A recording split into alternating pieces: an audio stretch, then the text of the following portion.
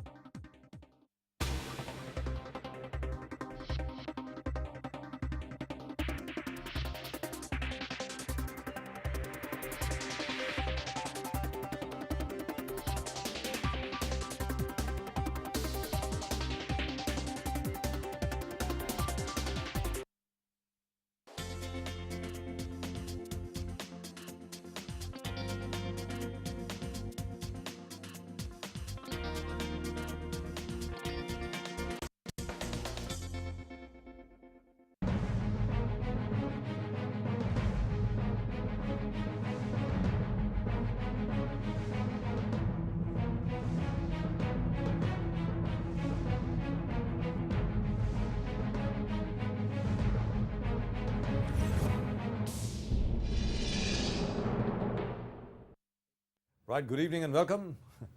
You're watching me, RKB, on Inside Story with me, RKB, that is Rajiv K. Bajaj. And with me, of course, is Pradeep Nambiar, that is Advocate Pradeep Nambiar. And tonight we are going to talk about A, the attacks on churches, B, the land acquisition bill, 3, farmers' suicides, and 4, what is the BJP doing? आखिरकार Bharatiya Janata party कर क्या रही है?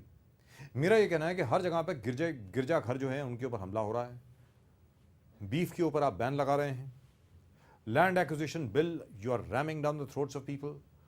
लोग कह रहे हैं कि भाई हमारे जनतंत्र राज्य में जो हमारे संवैधानिक अधिकार हैं उनके साथ खिलवाड़ हो रहा है।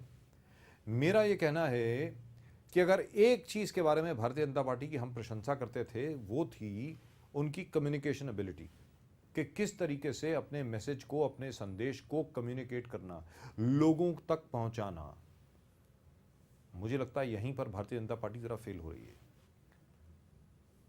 जिस प्रकार आज कांग्रेस ने मोर्चा निकाला, जिस प्रकार आक्रामक तरीके से कांग्रेस ने भारतीय जनता पार्टी पर और सरकार के ऊपर धावा बोला, अब लोग ये पूछ रहे हैं कि भाई चुनाव के दौरान आप इस किस्म का आक्रामक रवैया जो आपका था वो कहां गया?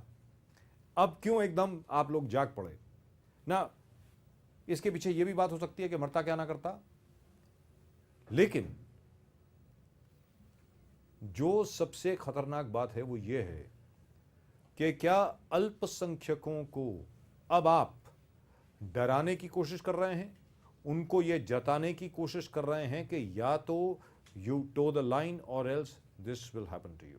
Pradeep, in Hisar a church under construction has been demolished. I mean, what is going on here? And we've also got Abraham with us, Abraham Mathai with us, and we'll of course talk to him in just a little while. Abraham, just stay with us for just 1 second. Just stay with us. We're just coming to you. Pradeep. Sir, I mean, this is what are we looking into? As we are talking about RSS, the RSS ideology, Hindutva.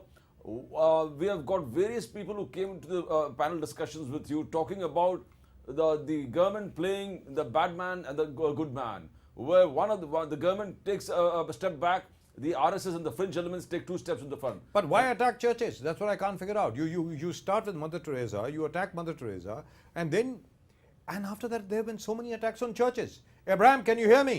Yes, I can hear you. Yeah. Yes, Abraham. At the moment with us, Abraham Mathais, former member of the Minority Commission, hopefully very soon to be again, not just member, perhaps chairman of the Minority Commission of Maharashtra, hopefully. Abraham, Yeah, please tell us what is going on here.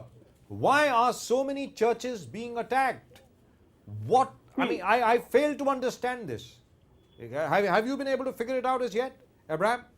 I figured out in this way, say,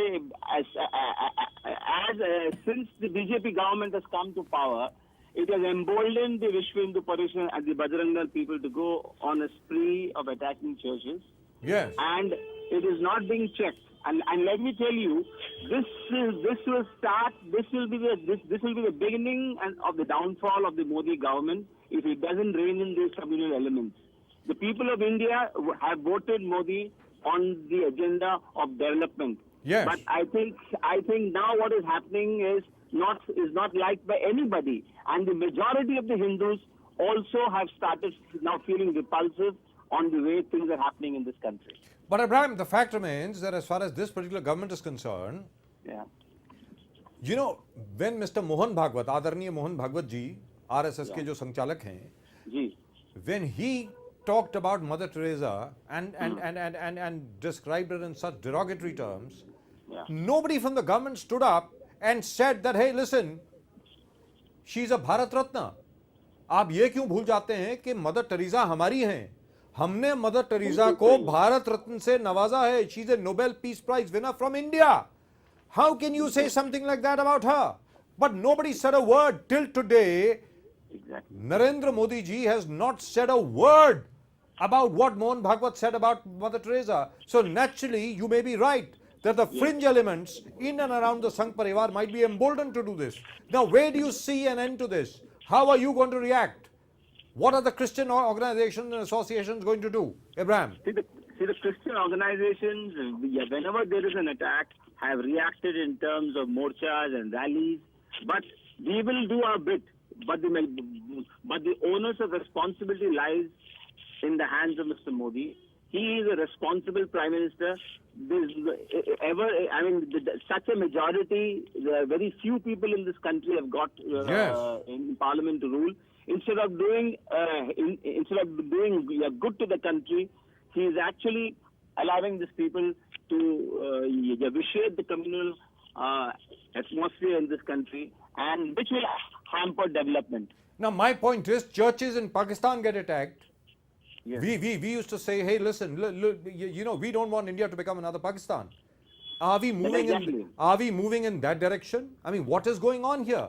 Five churches in Delhi. Now this church in Hisar. You know, the gang rape of a nun in West Bengal. What is going on here? That's what I'm saying. The Vishwa Hindu Parishad and the Bajrang Dal are the other side of the ISIS. They both are religious bigots, and both are religious. They're using terrorism in the name of religion.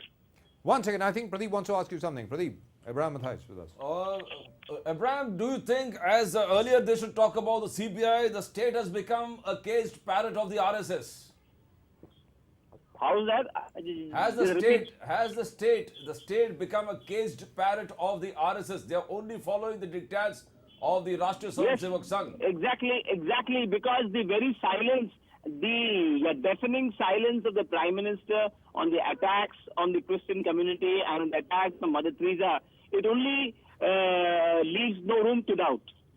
But continuous failure, because whenever, even, the point is, whenever they talked on religious terms, whenever the state talked about hardline terms, they have always lost elections.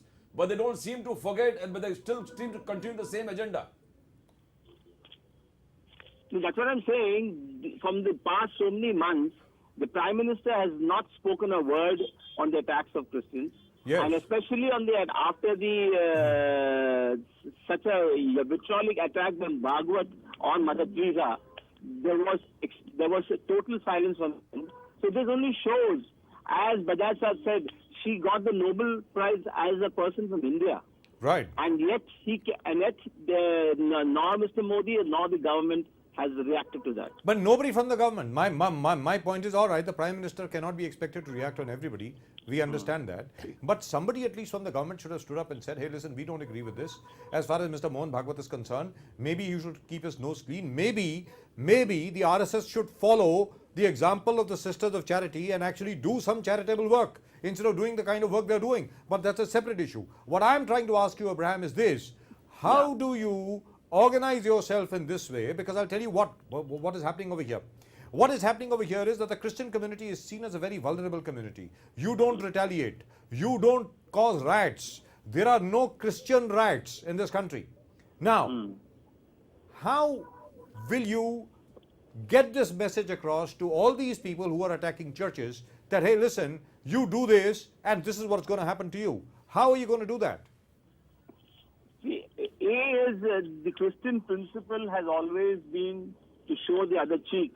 But we will definitely protest. We will not attack because that is not in us as Christians to do it. But we will continue our protests and our demonstrations all over the country whenever such an attack happens. And it is the duty of the government to take care of its minorities, because the ability of the government and the the strength of the government is if they can. Right. Abraham, can you hear me? I think we just lost him. I think he was traveling. We'll try and get him back on again. But Pradeep, the fact right. No, but hang on, Abraham. The thing over here which I would like to ask you is this. Are you going to be meeting the Prime Minister? Is a delegation from the Christian community going to be meeting the Prime Minister? After all, he's the Prime Minister of the entire country. He is not just the Prime Minister of the BJP and the RSS. Abraham. Yes. We have made a request 2 weeks back as a delegation of all Christian leaders' representation to meet the Prime Minister on the various attacks on churches all over the country, and the forceful conversion done by the Garhwapsi people. But we have yet to get an appointment for the same. Right, and how many attacks have taken place so far? What is your information? See, what the media reports is only the major big ones that have happened in Delhi and in Hisar. But we have attacks happening all over the country in small, remote villages and tribal areas, which is not reported by the media. Right. So there is numerous attacks, and they are also human beings. They are also people, just because they don't live in cities which are being covered by the media, it doesn't mean they don't deserve attention.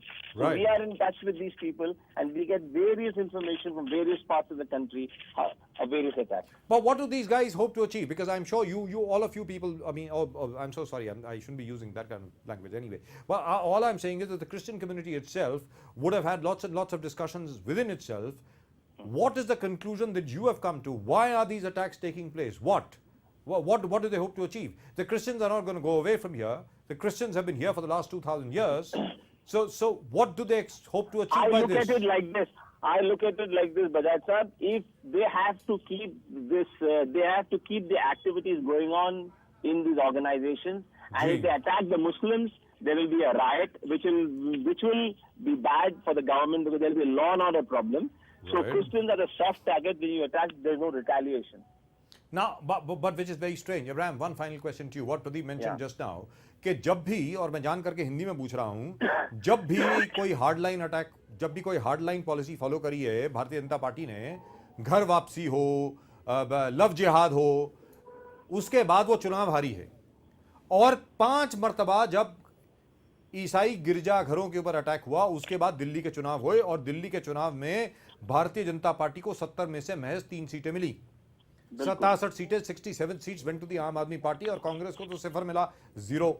अब मैं आपसे जानना चाह रहा हूं, ये सब होने के बाद उम्मीद ये थी कि भारतीय जनता पार्टी का नेतृत्व इस नतीजे पर पहुंच जाएगा कि भाई जिस बिना पर उन्होंने चुनाव लड़ा लोकसभा का, सबका विकास, सबका साथ, सबका विकास, डेवलपमेंट एजेंडे पर जो चुनाव लड़ा गया, उम्मीद ये थी कि they will come back to the development agenda, but they have not done so. Why is that? I can't answer on behalf of them, but it's very sad. I can tell you that's what I said last time also. Like Prime Minister Swachh Bharat Abhiyan, he needs to initiate a Swachh Dil Abhiyan to clean the minds of the people of this country, rather than clean all the externals and filth in this country. Right. Abraham, do you believe the Prime Minister, when he talks in the Parliament, he gives a statement in the Parliament that I will go by the Constitution and all religion is the same before me? Do you think he is speaking, or is this double talk? That is perfectly double speak. It's double speak. You don't believe him when he gives a statement in the Parliament? Because we will believe only if action is initiated against the culprits of all these attacks. Or at least a statement from the Prime Minister. Or at least a statement from the Prime Minister condemning these attacks. Condemns the attack, yes. Yes, that's right. Yes. That's right. And so far there has not been forthcoming. And neither has it been forthcoming from the leadership in the Bharatiya Janata Party-led NDA government. And which is sad. After all, one final question to you, Abraham. How much more of a sacrifice, how much more of selfless service does this country need from the Christian community? I mean, there is less than 2%, and they are running, 46% of all the schools, 40% of all the private medical facilities. What more do you want? I mean, you want the Christians to crucify themselves to prove their loyalty to this country? I mean, this is absurd. This is absolutely noxious, nauseating, and disgusting. My point is, at the end of the day, don't you think it's high time that the Christians organize themselves in a proper manner so that you can reply to this? Abraham. See, what you're suggesting is, if you're suggesting a kind of violent reply, that's not going to happen. I'm not saying a violent reply, at least a strong reply. It See, should a be at least reply- strong.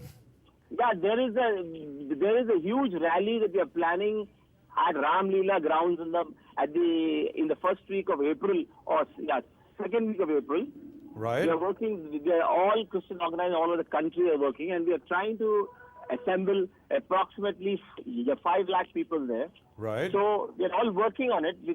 Nothing has been finalized. We are trying to use all our resources to. These are things that we can do. We can protest. That's all that we can do. But Yeah. it is the duty of the government to take cognizance of such crime against us and take action. Yeah, but the only problem is, I hope you succeed. The only problem is that the Ram Leela ground cannot accommodate more than 1 lakh people. So I don't know where the rest of the 4 lakh will fit in. But all the same, I hope you succeed, because if you succeed, we all succeed. The fact remains that what is happening right now is reprehensible and unacceptable. Abraham Mathai, thank you very much for talking to us. Thank you so much. Thank you. भाई ये बड़ी अजीबोगरीब बात है कि आज की तारीख में ईसाइयों के खिलाफ, गिरजाघरों के खिलाफ, वीरान गिरजाघर, और बार बार आप एक ही बात बोलते हैं कि मोटिव वाज रॉबरी. अरे भाई, अभी तो ये गिरजाघर बन रहा था, यहां पर क्या रॉबरी का मोटिव हो सकता है? Pradeep, what could be the robbery motive over here? I don't understand. मतलब ये कहां से, मतलब कौन सा ये लॉजिक आ गया, मेरी समझ के बाहर है.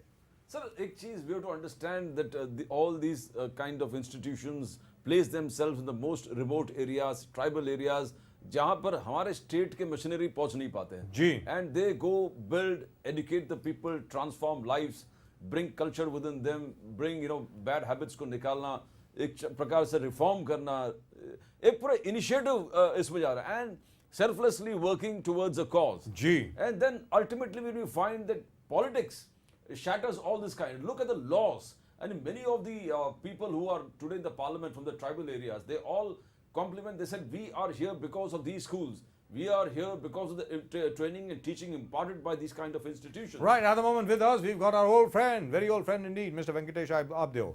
Venkatesh Abdeo जी, नमस्कार. नमस्कार बजा साहब. अरे वेंकटेश आपदेव जी, आजकल तो बहुत खुश नजर आ रहे हैं आप. बहुत आपकी आवाज में खुशी झलक रही है, इतनी ज्यादा. बहुत अच्छा. अरे क्या बात है. धन्यवाद. कभी आप घर वापसी कराते हो, कभी आप लव जिहाद करवाते हो, कभी आप बीफ के ऊपर बैन करवाते हो, और अब आप गिरजाघरों के ऊपर आप हमला करवाते हो. क्यों करते हो ऐसा? वेंकटेश आपदेव जी बताएं. हमला नहीं जी. ये देखिए, जी. हरियाणा की जो घटना है जी. वहाँ पर उन्होंने धर्मांतर की साजिश की थी. जी. और धर्मांतर का लगातार वो प्रयास कर रहे थे करके हिसार में, हरियाणा में हिसार में. जी. उसी एरिया में जिस गिरजाघर की आप बात कर रहे हो, जी. उसी एरिया में धर्मांतर हो रहा था करके वहाँ के सरपंच ने उनको चेतावनी दी थी.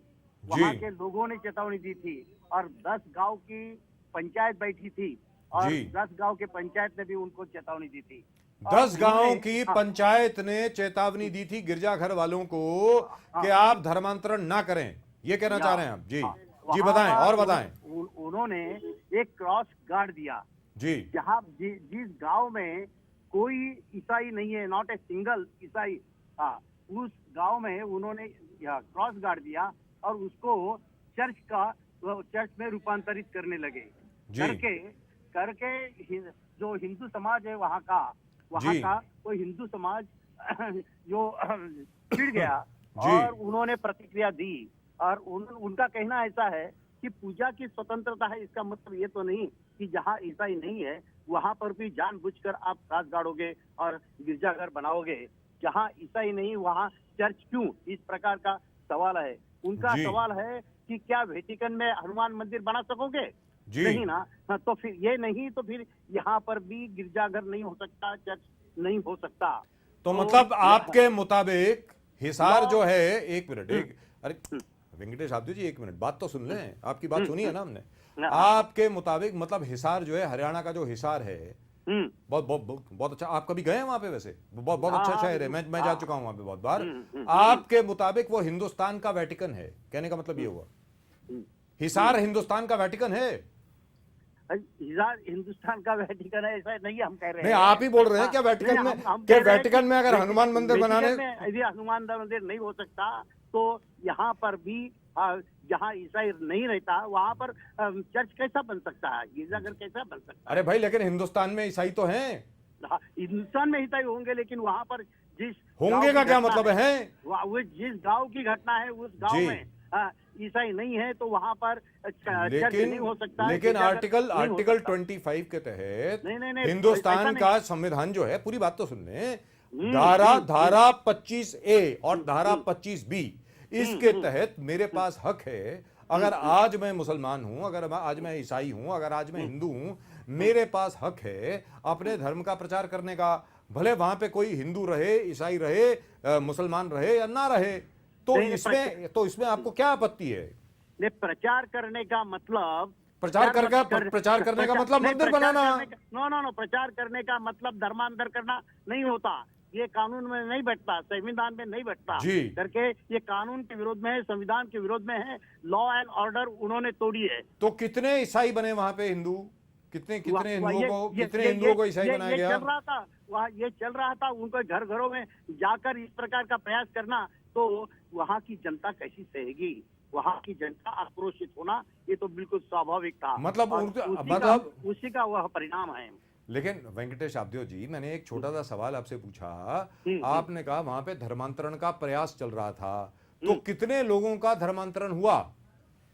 नहीं, धर्मांतर हुआ ही नहीं। धर्मांतर हुआ रहता तो वहां पर ईसाई रहता, हो जाता था। लेकिन ईसाई वहां पर हुआ ही नहीं और वहां पर चर्च उन्होंने बना दिया। एक्टिविटी उनकी चल रही है धर्मांतर की इस प्रकार की, और करके ही वहां के 10 गांव के पंचायत ने, वहां की जनता ने, ये तो डेमोक्रेसी है ना, तो वहां के 10 गांव के लोग एकत्रित आए और उन्होंने कहा इस प्रकार की धर्मांतर की साजिश नहीं चलेगी और जहाँ ऐसा नहीं रहता वहां पर उनका चर्च क्रॉस नहीं गाड़ा जाएगा, वहां गिरजाघर नहीं बनाया जाएगा, चर्च नहीं बनाया जाएगा। मतलब वहां के 10 गांव के पंचायत को मतलब आपने, यानी विश्व हिंदू परिषद ने प्रेरित किया क्रॉस तोड़ने के लिए? अरे ये तो विश्व हिंदू परिषद तो काम करती है, तोड़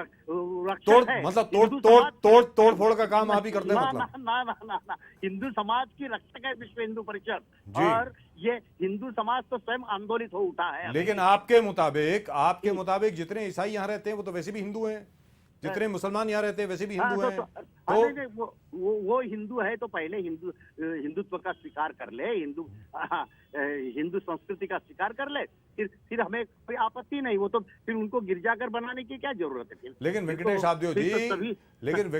आब्देव जी, बड़ी विनम्रता से, बड़ी श्रद्धा पूर्वक आपसे मैं ये पूछ रहा हूँ कि एक वीरान बिचारी एक गिरजाघर वहां पे बना हुआ, उस पर एक क्रॉस था, उसको तोड़ करके वहां बेचारे हनुमान जी को इतनी तकलीफ दे दी आपने वहां पे जाके हनुमान जी को बिठा दिया।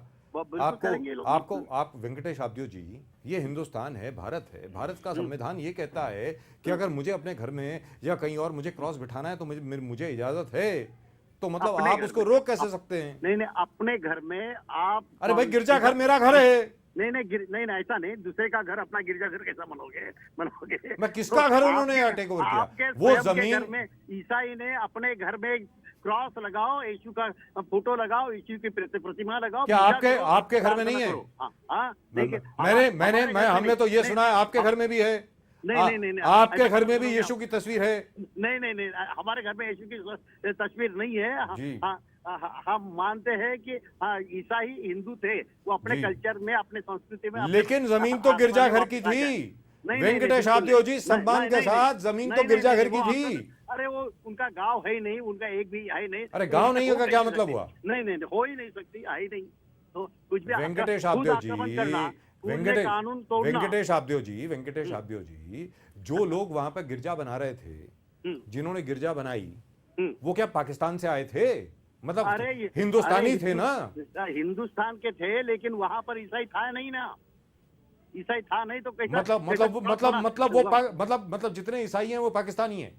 अरे पाकिस्तान के होने का सवाल नहीं है, फिर? दूसरे कहीं के होंगे, लेकिन जी। वहां पर उनका मैं समझ में नहीं आ जगह ही रहा। नहीं। हाँ, नहीं मेरी ये समझ के बाहर है। अगर मान लीजिए किसी जगह पर कोई ईसाई नहीं है वेंकटेश आब्दे जी, और वहां पर 4 या 5 ईसाई इकट्ठे होकर के, कोई संस्था नहीं, इकट्ठा नहीं। होकर के वहां गिरजाघर बनाती है, ये कहती है कि भाई मुझे समाज सेवा करनी है यहाँ, नहीं और आप आकर के उसको तोड़ दें। नहीं, इस प्रकार की समाज सेवा ये धर्मांतर का उद्देश्य रखकर यदि समाज सेवा की जाती तो वो समाज सेवा नहीं होती। तो उसका वो क्या हमें प्रमाण है? हमें मंजूर नहीं है, कानून का मंजूर नहीं है। वेंकटेश और अब हमारे अलग देश कानून के- ये कहता है, कानून ये कहता है कि गिरजाघर को तोड़ दिया जाए। हाँ बिल्कुल, जो अपना नहीं है उसको तोड़ दिया जाए। मतलब अपना नहीं है वो आपका- तोड़ दिया जाए। मतलब सही में देखा जाए तो आक्रामक जो जमीन है, दूसरे जी। की जो जमीन है उस पर यदि मस्जिद बनाई जाती, चर्च बनाया जाता तो वो स्वीकृत नहीं है, वो ना कानून को मंजूर है ना धर्म को मंजूर है। और मजहब को मंजूर है। लेकिन क्या ये सब तोड़े जा सकते हैं।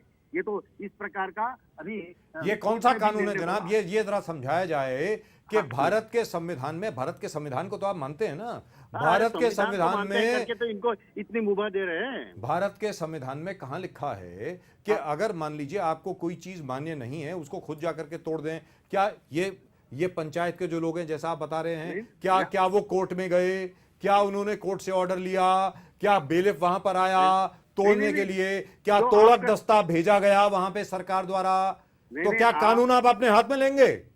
हाँ जरूर लेंगे। उन्होंने कानून तोड़ा है, उनकी जगह नहीं, कुछ नहीं है वहाँ पर, एक उनका आदमी नहीं है, और वहाँ जाकर अपना क्रॉस गाड़ना, अपना चर्च बनाना और धर्मांतर करना, यह सब इलीगल है। मतलब- एवरीथिंग इज इलीगल। मतलब you will decide what is legal. हम इलीगल ही बोलते हैं, हम इलीगल बोलते नहीं, करते मतलब नहीं। But you have demolished it sir, no but you have demolished it without a court order. ना अरे नो, कोई जरूरी नहीं कोर्ट ऑर्डर की। अच्छा, कोर्ट ऑर्डर की भी जरूरत नहीं है? नहीं, कोई जरूरत नहीं है। वो उन्होंने इलीगल काम किया है, उन्होंने अनधिकृत इस प्रकार का काम किया है, तो समाज को अधिकार है वो वहाँ की 10 मतलब जैसे आपने बाबरी मस्जिद को तोड़ा, वैसे ही हाँ, अब हर जगह पे आप मस्जिद गिरजाघर दोनों तोड़ेंगे? मतलब कहने का मतलब ये हुआ। हाँ, दूसरे की जगह पर बनाया होगा तो तोड़ा ही जाएगा ना। वो तो कोर्ट ने भी कहा यदि खुद की जमीन है, खुद की ओनरशिप की जमीन है, तो वहीं पर मस्जिद का निर्माण किया जा सकता है, वही और ये इस्लाम को कबूल है, और वही लॉ को मंजूर है। और ये हिसार में जो गिरजाघर था आपके मुताबिक, आपके मुताबिक वो ईसाइयों की जमीन नहीं थी? नहीं, बिल्कुल नहीं, वो सब आक्रमित है। वो आपने पेपर स्टडी किए? आपने रेवेन्यू डिपार्टमेंट के पेपर स्टडी किए कि ये चर्च जो बनाया जा रहा था वो इलीगल तरीके से बनाया जा रहा था? उन्होंने इलीगल बनाया, उन्होंने कानून तोड़ा है। मतलब न्यायाधीश भी आप हैं, वकील भी आप हैं, सरकारी वकील भी आप हैं, और तोड़क दस्ता भी आप ही चलाएंगे? सब कुछ हम हैं, हमारा देश है, हमारे देश में इस प्रकार की इलीगल गतिविधि हम नहीं होने देंगे। इलीगल गतिविधि आप इस प्रकार नहीं होने देंगे, और इलीगल क्या है ये आप तय करेंगे? हाँ बिल्कुल, हम तय ये आप तय करेंगे? ये था। क्यों? वहाँ की बहुत जनता हिम्मत तय बढ़ करेगी। गई। अरे वेंकटेश आब्दे जी, बहुत ज्यादा हिम्मत बढ़ गई आपकी। जब से भारतीय जनता पार्टी के 282 एमपी आ गए लोकसभा में, तब से आपके तेवर ही बदल गए। तेवर बदल गया। वेंकटेश आब्दे जी, आप ये बताएं कि हिंदुस्तान में क्या किसी और धर्म के किसी भी नागरिक को रहने की अनुमति है कि नहीं आपके द्वारा? जरा वो भी बता दें। अरे हमारा कहना है सबको यहाँ रहने की अनुमति है जी। उनकी पूजा पद्धति का पालन करने की अनुमति है। यही देश ऐसा है कि इस प्रकार की सहिष्णुता रखता है, और यही देश ऐसा है जहां पे वेंकटेश आब्दे जी ये तय करेंगे क्रॉस रहेगा या नहीं रहेगा। हाँ, लेकिन इस प्रकार की साजिश करोगे तो बिल्कुल सहा नहीं जाएगा। और अब आप खुद तोड़ेंगे एक एक चीज को? नहीं, जनता ही तोड़ती जाएगी, तो बस। और आप तोड़वाएंगे? इस प्रकार की गतिविधि बंद कर देंगे और आप तोड़वाएंगे उसको? हाँ, हमें तोड़वाने की जरूरत नहीं, जनता आंदोलित हो चुकी है। क्या बात है। मतलब विश्व हिंदू परिषद का मतलब अब नाम है विश्व तोड़क परिषद? नहीं, तोड़क परिषद नहीं है, तो और क्या है? विश्व निर्माण परिषद है।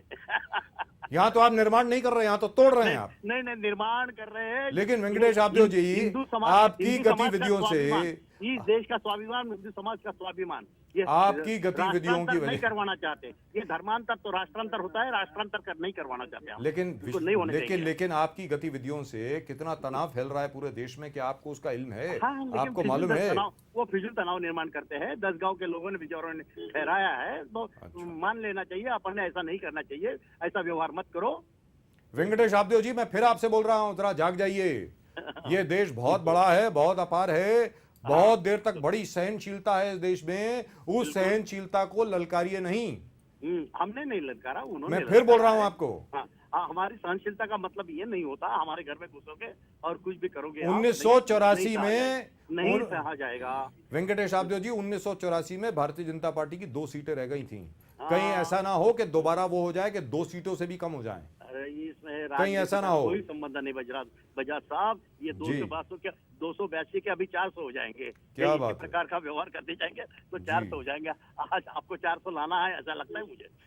जी वेंकटेश आपदेव जी, भगवान आपको सद्बुद्धि दे, शंकर भगवान आपको सद्बुद्धि दे, श्री राम आपके पास आए वो तो और दे ये रहा है। और ये हम कहें मुसलमान और ये स्वीकार करें, कहें हम कि किस सब सब सब संकट से धर्मों का आप संतानें आदर करें और इस तरीके का गैर हिंदू व्यवहार ना करें, क्योंकि ये काम तो पाकिस्तान में होता है, ये काम तो तालिबान करता है। जो आज आप विश्व हिंदू परिषद आप काम कर रहे हैं, वो तालिबान का काम कर रहे हैं। नहीं, हमारे घर में घुसेंगे, कुछ भी करेंगे तो हम कैसे सहेंगे? आपका घर है, उनका घर नहीं है। नहीं, 2000 साल से ईसाई अपनी यहाँ पर सहिष्णुता हैं। स्वीकार किया जाएगा। 2000 साल से 2000 साल से ईसाई यहाँ पर हैं हिंदुस्तान में। 2000 साल से 2000 साल के पहले वो कौन थे जी, कहाँ से? और 2000 साल तक उनको अब अपना सर्टिफिकेट देना पड़ेगा कि हम हिंदुस्तानी हैं। हाँ, 2000 साल पहले वो कौन थे, उन्होंने पहले बताना चाहिए। तो जिस संस्कृति में थे उसी संस्कृति का आदर करना चाहिए, सम्मान करना चाहिए, उसी के अनुसार रहना चाहिए। चलिए वेंकटेश आपदेव जी, आपको भगवान सद्बुद्धि दे। हम तो इसी बात की प्रार्थना करेंगे, हमसे बात करिए। आपने जो कहा वो सच हो जाए। आपने हमसे बात करी, इसके लिए बहुत बहुत धन्यवाद। आपका असली रूप लोगों के सामने लाने के लिए बहुत बहुत धन्यवाद आपका। Thank you so much. धन्यवाद। Right? You heard him. This time he's not even ashamed. This time he's not even holding back, Pradeep. He says, he almost said he's got it done. You know, he's so happy at the fact that it's been demolished. Pradeep.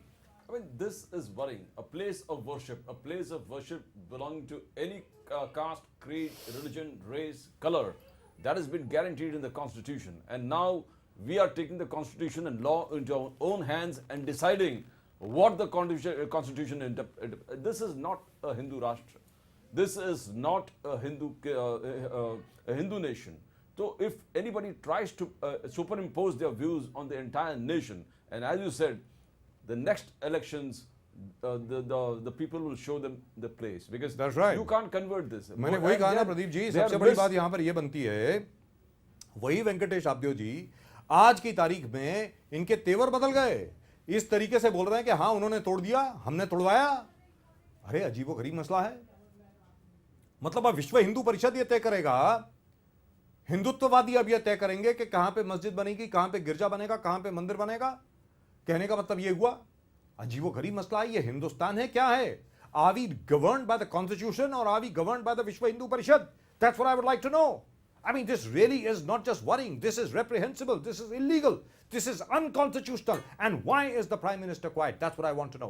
Here, we have the Secretary General of the Vishwa Hindu Parishad claiming credit for the fact that 10 villages have got together and they have demolished that church over there in Hisar. He is claiming credit for it. And he's so happy about it. He is laughing about it. And he says they will do it again.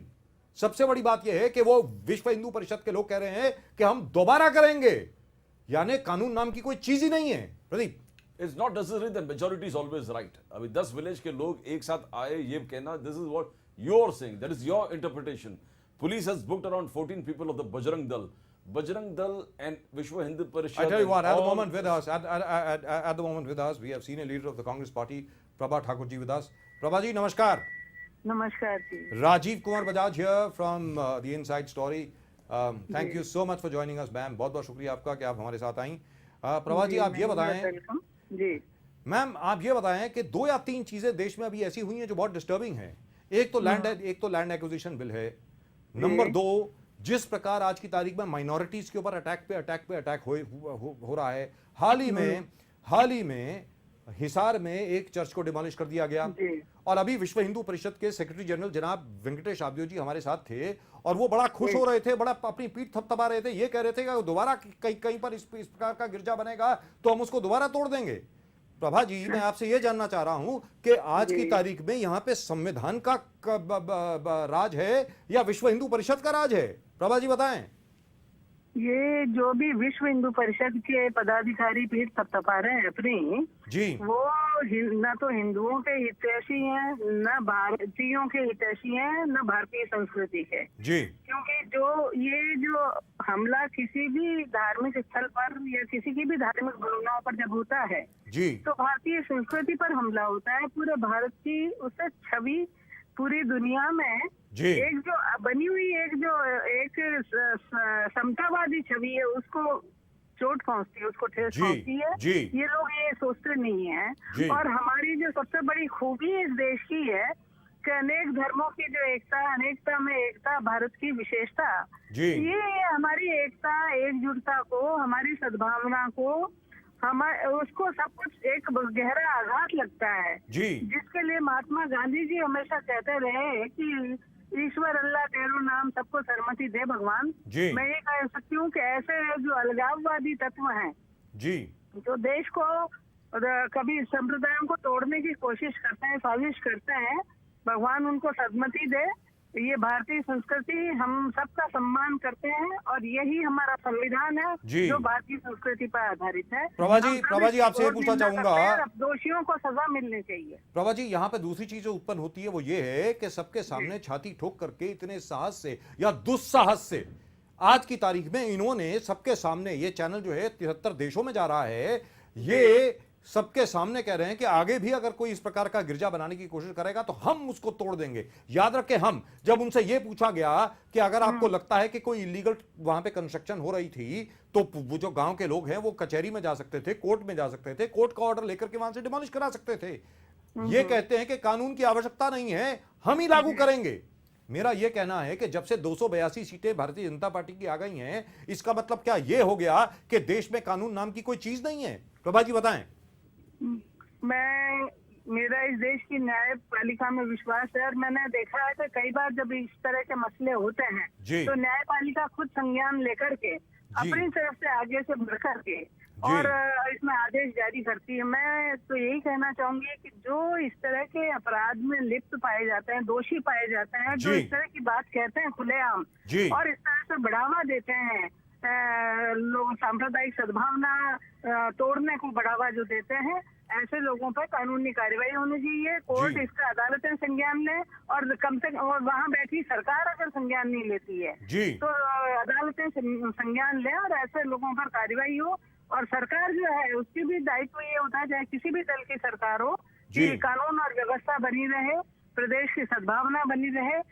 और इसको देखते हुए वहाँ की प्रदेश में जो सरकार है बीजेपी, उनसे भी हम यही चाहेंगे कि वो हर किसी भी राजनीतिक विचारधारा से ऊपर उठकर यहाँ भारतीय संस्कृति के सवाल पर ऐसे लोगों के खिलाफ ऐसी सख्त कार्रवाई करें ताकि आगे कोई इस तरह का हौसला न कर सके। आखिरी सवाल प्रभा जी, मैं जानता हूं कि आपकी तबीयत जरा ठीक नहीं है, लेकिन फिर भी आप हमारे साथ बात कर रही हैं, इसके लिए आपका बहुत बहुत शुक्रिया। लेकिन आखिरी सवाल आपसे ये कि आखिरकार कांग्रेस का इसमें क्या दायित्व है? क्योंकि लोग देख रहे हैं कांग्रेस की तरफ कि अब कांग्रेस क्या करेगी, किस प्रकार का नेतृत्व कांग्रेस देगी, क्योंकि आज तक अल्पसंख्यकों को, बाकी सबको, जितने भी समुदाय इस देश में रहते हैं, सबको मिलाकर चलने वाली एक पार्टी अगर है तो वो कांग्रेस है। अब कांग्रेस इसमें क्या करने वाली है? प्रभा जी ये बताएं। देखिए, कांग्रेस का हमेशा से जो भावना रही है, जो विचारधारा रही है जी, वो गांधीवादी विचारधारा पर तब से लेके आज तक उस विचारधारा पर कांग्रेस चली है जी, चलती रही है, भविष्य में भी चलती रहेगी। और क्योंकि ये वही विचारधारा है जो भारतीय संस्कृति के अनुरूप है, उसी विचारधारा को लेके कांग्रेस चलती रही है।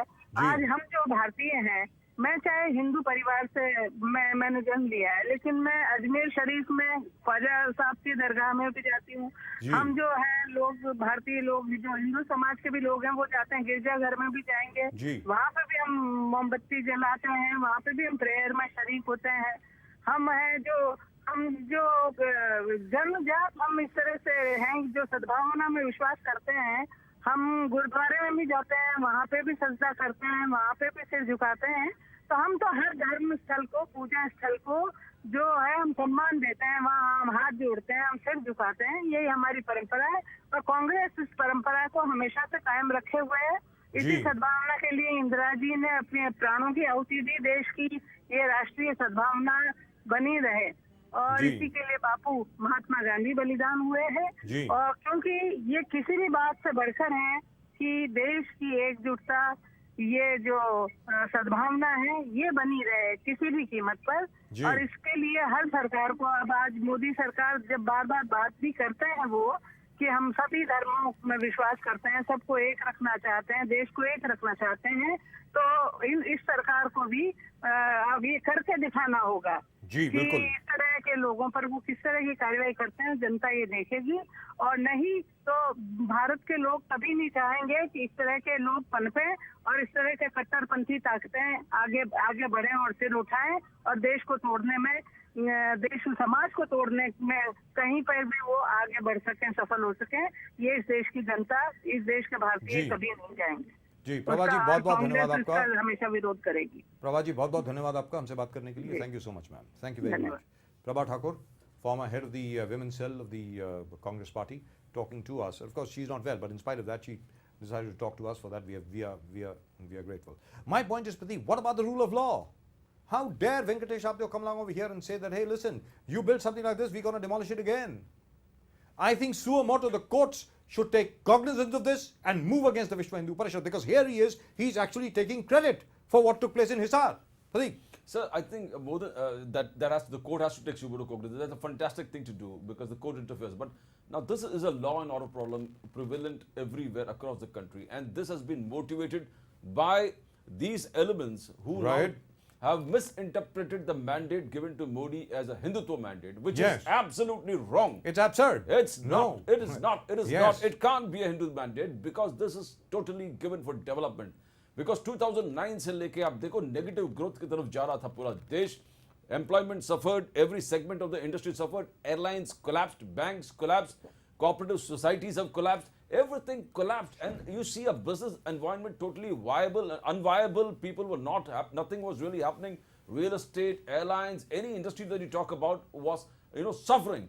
This was a mandate for change. You could see in the center. But mandate for change in terms of economic development. Economic development. Not for Hindutva. Not for this kind of rubbish. Not for this is rubbish. Not for this kind of rubbish. And whenever they put the hardline Hindutva hood was raised, the people have hit it. I love the way you do that. I love the way you do that, because I was about to say this is not Vishwa Hindu Parishad, this is the Venom Hindu Parishad. I mean, they are trying to spread venom and poison all over the place. What are they doing?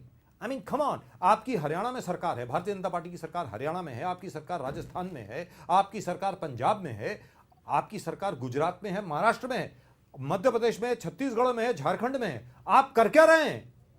मतलब आप क्या इस हिंदुस्तान के टुकड़े टुकड़े कर ही चैन लेंगे? वैसे हिंदुस्तान के टुकड़े करने वाला कोई पैदा हुआ नहीं, वो दूसरी बात है. लेकिन जिस प्रकार वेंकटेश आबदेव बात कर रहे थे, जैसे जब उनसे पूछा गया कि भाई जिस प्रकार पाकिस्तान में तालिबान काम करती है उसी प्रकार आप काम कर रहे हैं. Good evening, Tushar. How are you? Good evening. Rajiv Bajaj here. Rajiv Bajaj here. Sorry to bother you again. But and it is really and truly terrible that each time we have to talk on subjects which are depressing, horrible, and terrible.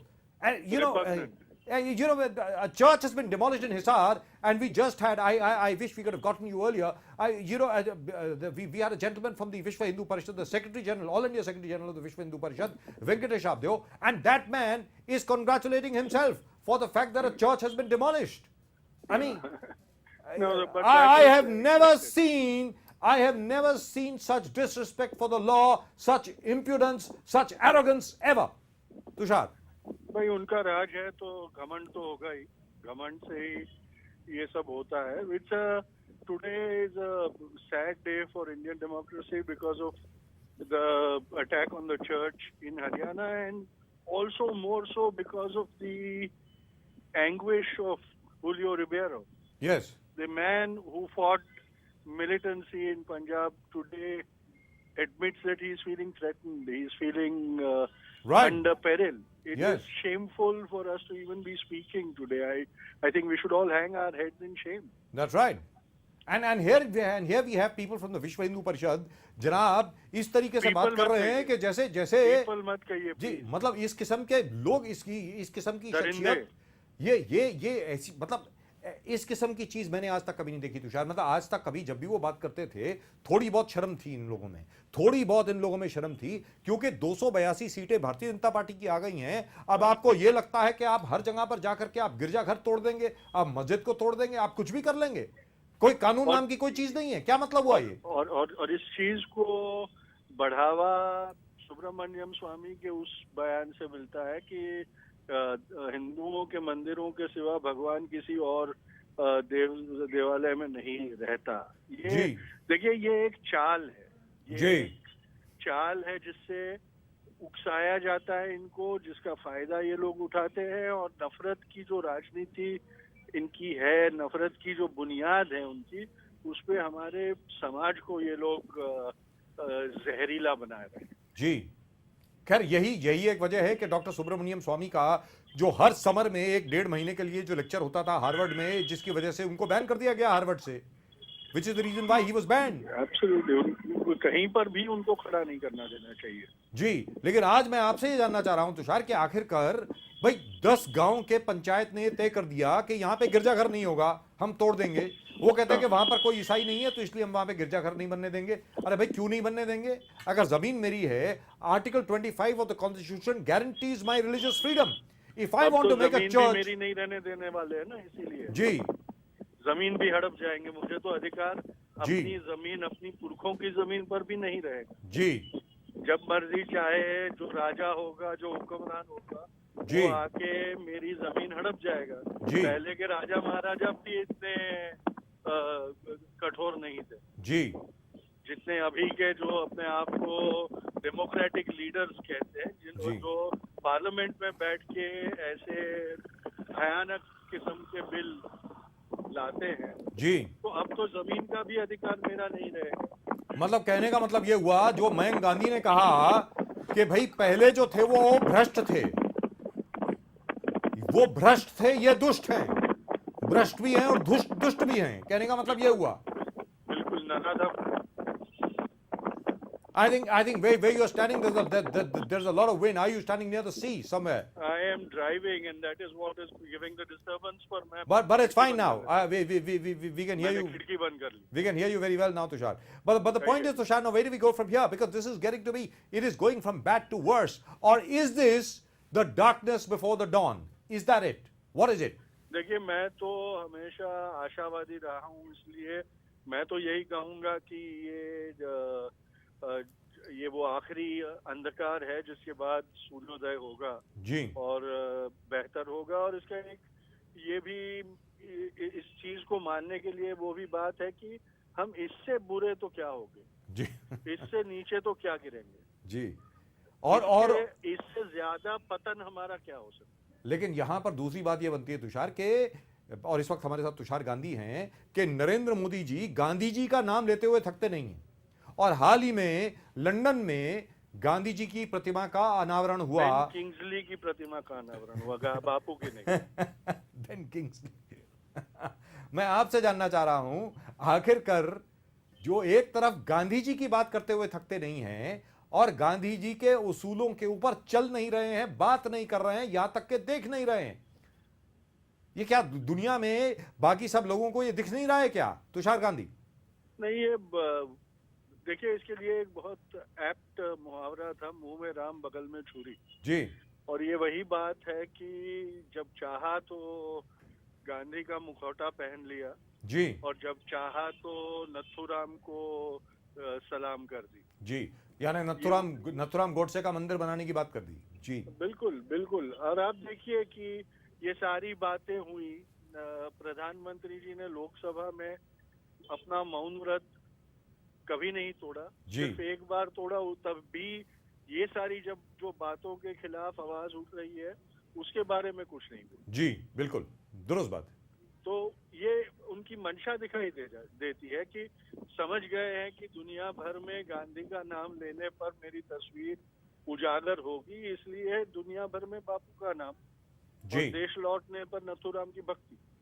लेकिन यहां पर तुषार गांधी, मैं आपसे ये जानना चाहता हूं, क्या नरेंद्र मोदी जी और उनके आसपास जितने लोग हैं, क्या वो समझे नहीं हैं कि जब भी उन्होंने इस किस्म की हरकत करी है, भले वो घर वापसी की बात हो, लव जिहाद की बात हो, गिरजाघरों के ऊपर हमलों की बात हो, तो वो हर समय चुनाव हारे हैं। जो बाई इलेक्शन से उत्तर प्रदेश में, बिहार में, यहां तक के गुजरात तक में हारे हैं, बनारस का इलेक्शन हार गए, और दिल्ली में तो तकरीबन सफाया हो गया, सिर्फ महज 3 सीटें मिली। मैं आपसे जानना चाह रहा हूं कि इनको मालूम नहीं है कि 1984 वाला कहीं हाल ना हो जाए कि महज 2 सीटें आए वापस भारतीय जनता पार्टी की। देखिए, भारत के प्रजातंत्र के इतिहास में ये बात बहुत स्पष्ट है जी कि भारी बहुमत मिलने पर वो हजम नहीं होता। जी जब एक सिर्फ पंडित जी थे जो जी बिल्कुल बहुत भारी बहुमत लाते थे और जी उसको निभाना भी जानते थे, जी लोगों का विश्वास निभाना भी जानते दुरुस्त थे। बात है जी हाँ। उसके बाद जितनों को भी जब भी बहुत भारी बहुमत मिला है, उसके फौरन बाद के इलेक्शनों में उनको थप्पड़े ही पड़ी है। दुरुस्त बात है बिल्कुल। और ये भारत की एक परंपरा बन गई। जी जी वैसे नेता अभी नहीं है जिनके ऊपर बार बार लोग एतबार कर सके। लोगों का जो एक धैर्य है वो भी टूट चुका है। जी तो 5 साल के से ज्यादा अब उनके अंदर पेशेंस नहीं है किसी के लिए रुकने, और नारेबाजी वाले नेताओं के लिए तो कोई पेशेंस नहीं। जी जी मतलब विकास की जो बात थी, यानी कहने का मतलब ये हुआ, विकास का जामा पहन करके वास्तविकता में ये एजेंडा था, कहने का मतलब ये हुआ। जी विकास के जामे में और विनाश का कार्य। जी मतलब विकास के चोले में विनाश का कार्य, कहने का मतलब ये हुआ। मतलब लेकिन मुझे नहीं लगता कि भारत देश ऐसा है कि बहुत देर तक इसको या तो ऑब्जॉर्व कर पाएगा या बहुत देर तक इसको बर्दाश्त करेगा। यहाँ प्रधानमंत्री, मेरी चिंता इस बात की है राजीव जी कि ऐसा माहौल स्वतंत्रता के तुरंत पहले इस देश में क्रिएट किया गया था, जी उसका नतीजा हम आज तक भुगत रहे हैं। जी बंटवारा हो गया। जी दिलों का बंटवारा तो हो ही चुका है। इस बात पे हम कोई कितना भी चाहे दुहाइयां दे, लेकिन आज हमें ये मानना पड़ेगा कि भारत के नागरिकों के दिलों का बंटवारा हो चुका है। जी अब कहीं जाके इस देश का बंटवारा नहीं, लेकिन चूर चूर हो जाने की आशंका होती है। इसके लिए हमें लड़ना पड़ेगा। इसको बचाने को, अटकाने के लिए हमको लड़ना पड़ेगा, क्योंकि अब बापू नहीं है हमें बचाने के लिए। जी तुषार भाई, thank you so much for talking to us. बहुत बहुत शुक्रिया आपका बात करने से, हमारे साथ बात करने के लिए। Thank you so much. In spite of the fact that what we have talked about is somewhat depressing, but I hope we are able to overcome it. Thank you so much, Tushar. Thank you very much. Thank you. Right. And Pradeep, at the moment with us, we've got our very old friend, Mr. Kishore Tiwari. Kishore Tiwari जी, नमस्कार। नमस्कार राजू जी, नमस्कार। नमस्कार किशोर तिवारी जी, बड़े दिनों के बाद एक बार फिर आपसे बात हो रही है। अब आप बताएं इस वक्त हाल क्या है जहां पर आप हैं, बरसात के बाद, अनहोनी बरसात के बाद, और इतनी ज्यादा किसानों की आत्महत्या के बाद, और भूमि अधिग्रहण के खिलाफ जो एक आंदोलन शुरू हो रहा है, उसके बारे में अब क्या आप थोड़े बहुत उत्साहित हैं कि शायद सरकार का रवैया बदलेगा? किशोर तिवारी नहीं, कैसा था मैं बताऊं राजू जी, कैसा था कि पहले खरीफ के नहीं हुआ, उसके बाद रबी के बाद ये नेचर का भी जो मार आई है जी, सारी बर्बादी का आलम ऐसा है कि हमारा वो बोलते कि वो एक आखिरी पीन मार दिए हमारे कैफीन पे। तो कैसा हुआ है अभी, ये तो है ना, लैंड एक्विजिशन एक्ट है अन्ना जी का जी, जो विरोध है, उसको मैं किसानों का रीऑर्गेनाइजेशन और सरकार के किसानों के खिलाफ वाले आंदोलन की शुरुआत समझ रहा हूं मैं जी, क्योंकि ये जब सेवाग्राम से चालू होगा जी, तो मध्य प्रदेश की बॉर्डर में जाते जाते ही सरकार की आंखें खुल जाएगी। अभी बता रहा हूँ जी, मुझे बताइए कि ये लोग क्या करना चाहते, मुझे समझ में नहीं आ रहा। इनके मेंबर ऑफ पार्लियामेंट जो सजेशन दे रहे वो भी मानने को तैयार नहीं है जी। लैंड एक्विजिशन एक्ट, ये दूसरी आजादी की लड़ाई शुरू हो रही है, मैं पहले बता रहा हूँ। दूसरी आजादी की लड़ाई शुरू हो रही है जी। और क्यों कह रहा हूं मैं कि देखिए, महाराष्ट्र का भी बजट आ रहा है 2 दिन के बाद। मैंने उस बजट के पहले भी बोला था कि इनका फोकस ये गांधी जी से हट गया, इनकी रूरल इकोनॉमी से हट गया जी, और चंद 4-5 लोगों को अमीर बनाने के पीछे ये पूरे सपने देख रहे हैं। अभी मुझे बताइए, बम्बई में आलम देख रहा था जी, कि बम्बई में वो जो मोनो रेल थी वो कल रुक गई, फिर भी मेट्रो रेल आने वाली है। नागपुर की मेट्रो रेल के लिए सब अप्रूवल आ गए हैं जी, मुझे बोलो नागपुर में ऐसे ही कोई जाने वाला नहीं, चलने वाला कोई इंडस्ट्री नहीं जी, लेकिन नागपुर के बुनियादी काम छोड़कर ये सब किया जा रहा है। ऐसे ही महाराष्ट्र के अंदर किया जा रहा है। जो बम्बई दिल्ली में मोदी जी कर रहे हैं, बम्बई में हमारे देवेंद्र जी कर रहे हैं। बहुत बुरा मौसम है और ये लोग जो बड़ी बड़ी बातें करते हैं, पब्लिक यूटिलिटी और स्कूलों के लिए, दवाखानों के लिए, इसके लिए, उसके लिए, डिफेंस के लिए हम लैंड लेने वाले, सब बकवास है। अरे किशोर तिवारी जी, अब तक का जो सर्वेक्षण आया है उसके मुताबिक अभी तक के जितने भी प्रोजेक्ट हैं वो भूमि अधिग्रहण की वजह से नहीं, ज्यादातर बाकी जो परमिशन आनी थी इंक्लूडिंग एनवायरमेंटल परमिशन, उसकी वजह से रुके हुए हैं। भूमि अधिग्रहण की वजह से सिर्फ 10% रुके हैं। प्रदीप जी आपसे कुछ पूछना चाह रहे हैं। प्रदीप जी, किशोर तिवारी जी। किशोर जी, जिस प्रकार से कांग्रेस एकदम एजिटेशन में उतरा है, do you believe that the Congress are really interested in the entire opposition to the land acquisition act? नहीं, कांग्रेस तो कोई सिंसियर नहीं है, लेकिन कांग्रेस का रिवाइवल कर दिया बीजेपी ने, ये मैं बोल रहा हूँ। क्या है कि वो कांग्रेस का रिवाइवल हो गया ना। कांग्रेस को एक इश्यू मिल गया। कांग्रेस तो बुनियादी तौर पे कभी कन्विंस ही नहीं थी कि विरोध करना है, लेकिन लोगों का जो उनको मास बेस सपोर्ट मिलेगा, तो अभी हमारा जैसे वो जो दाभाड़ी में मोदी जी आए थे, वहाँ के किसान आत्महत्या कर दिए, तो अभी कांग्रेस के यहाँ के नेताओं ने बोला कि दाभाड़ी में हम भी चाय पे चर्चा लेंगे। 20 मार्च 2014 के बाद अब 20 मार्च 2015 में कांग्रेस चाय पे चर्चा ले रही है। लेकिन किसानों के अधिकारों के अंदर जो कांग्रेस डरती थी कि नहीं कर पाएंगे, हम नहीं कर पाएंगे, और उन्होंने लैंड एक्विजिशन एक्ट को इतने सारे कंसल्टेशन के बाद लाया था। लेकिन इन्होंने तो जो सपाटे से कि क्या तुमको पूछा है सेठ जी को, आपको क्या ऑब्जेक्शन है, हटाओ इसको, उसको हटाओ, इसको हटाओ। अब मोदी जी की स्पीड इतनी ज्यादा है कि वो तो कुछ चीजों में कॉम्प्रोमाइज करके राज्यसभा में भी पास करने को जा रहे हैं, ऐसा सुना मैंने। यानी ये बहुत ज्यादा बुरे संकेत है।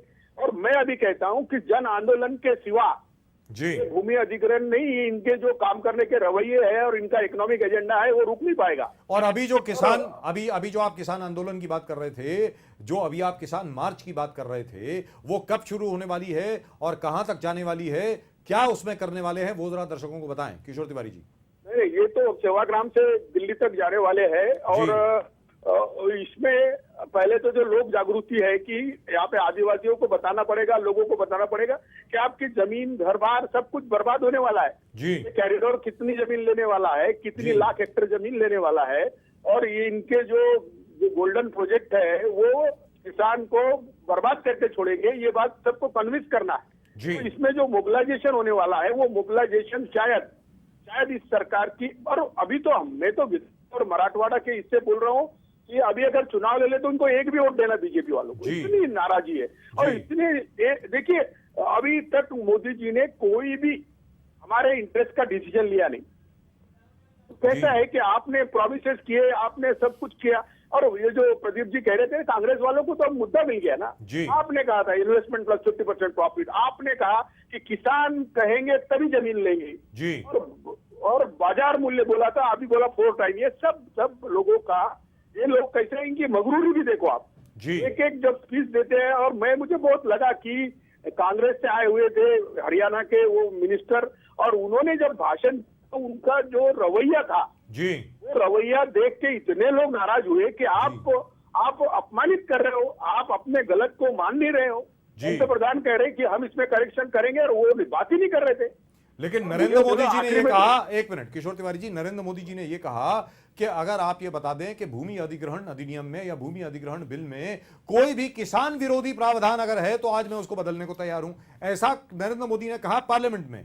क्या आपको लगता है कि वास्तविकता यही है? क्योंकि उन्होंने जो संशोधन इंक्लूड करने थे वो उसके ऊपर ना कोई बहस हुई, ना कुछ और हुआ, 9 संशोधन उन्होंने डाल दिए, और ये लगा कि भाई ये पूरा का पूरा बिल वैसा का वैसे ही पास हो गया लोकसभा में। किशोर तिवारी जी, नहीं, संशोधन तो बकवास थे, और क्यों बोला ये भी मालूम नहीं था। जब बीजेपी ने अपने पार्लियामेंटरी लोगों का एक मीटिंग बुलाया, एनजीओ से बात करने वाले थे, अरे इनका जो स्वदेशी जागरण मंच है और इनका जो किसान संघ है, उससे भी तो बात नहीं की अभी तक। और कैसा है कि मोदी जी ने एक समांतर मोदी सरकार बना के रखी है, ये भाजपा को नहीं जुमानती है। तो ये सब चीजें एक लंबा असर दे रही है पार्टी के अंदर। और अभी तो लोग बात करने लगे हैं कि कहीं मध्यवर्ती जाए ऐसे मुद्दों से। इस प्रकार की सरकारें कभी चलती नहीं। और मुझे बताइए कि किसान, पहले जो अन्ना जी की एक बात है कि आप पहले अपने जमीन का एक मैपिंग कर लूं जी। और सरकार के पास, अरे आंध्र तेलंगाना में 50 लाख हेक्टर, महाराष्ट्र में 40 लाख हेक्टर आपने जमीन एक्वायर करके रखी है, जी। तो उसका कुछ किया नहीं है, तो आप नए क्यों ले रहे? दुरुस्त बात है, बिल्कुल दुरुस्त बात। तो ये सब चीजों का मैपिंग हो जाए, एक बार डिक्लेयर हो जाए कि सरकार को जमीनें चाहिए क्या नहीं चाहिए। लेकिन कहने का मतलब यह हुआ कि जैसे ही किसान मार्च शुरू होगी, जैसे ही किसानों का आंदोलन शुरू होगा और वो प्रोसीड करेगा सेवाग्राम से सीधा दिल्ली तक, जिस प्रकार अंग्रेजी सरकार हिल गई थी, मुझे लगता है मोदी सरकार के भी हिलने के दिन आ गए, लग रहा है मुझको ऐसा।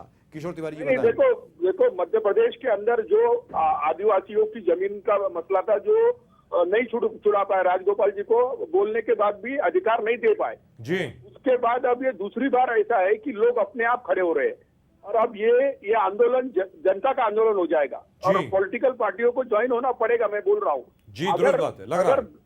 और अभी उनके पास समय है, बीजेपी के पास जी, गलतियां सुधार ली। और देखो बीजेपी ने अपना रवैया ये अध्यादेशों में लाके दे दिया जी। कि हमको सत्ता मिली है और हमको लाइसेंस मिला है, हम जो चाहे वो करेंगे। दुरुस्त बात। अब इनको लाइसेंस मिला है क्या नहीं है, इस पे यह फाइनल होने वाला है।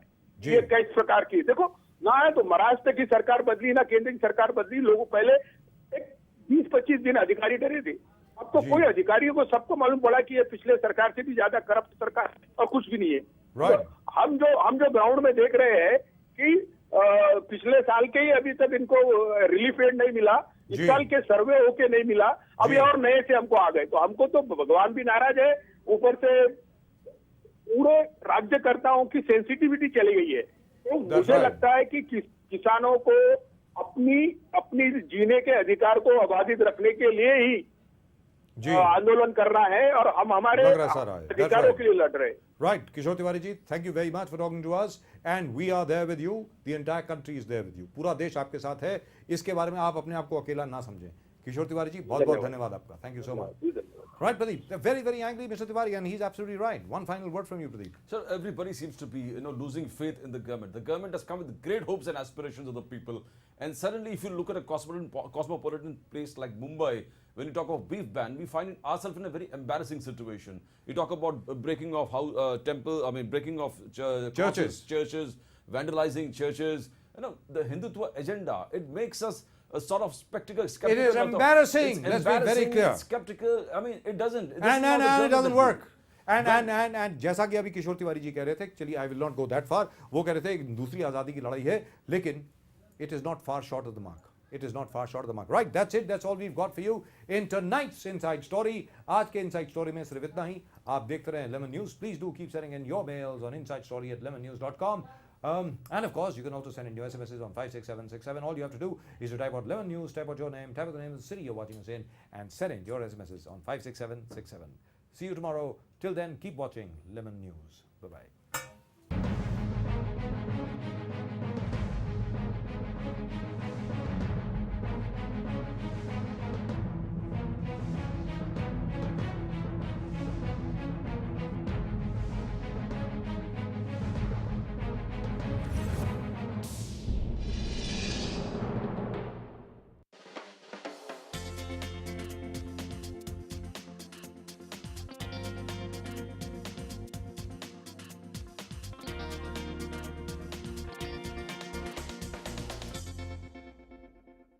प्रियंका भारती, हाँ,